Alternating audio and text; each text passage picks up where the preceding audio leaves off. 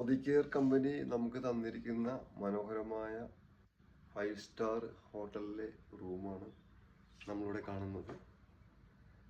VVIPs മാത്രം താമസിക്കുന്ന executive room. അപ്പോൾ അതുകൂടാതെ ഇവിടെ നിന്ന് നമ്മൾ നോക്കിക്കഴിഞ്ഞിട്ടുണ്ടെങ്കിൽ പട്ടയ ബീച്ചിൻ്റെ മനോഹരമായ ദൃശ്യങ്ങൾ ഇവിടെ നിന്ന് കാണാൻ കഴിയും.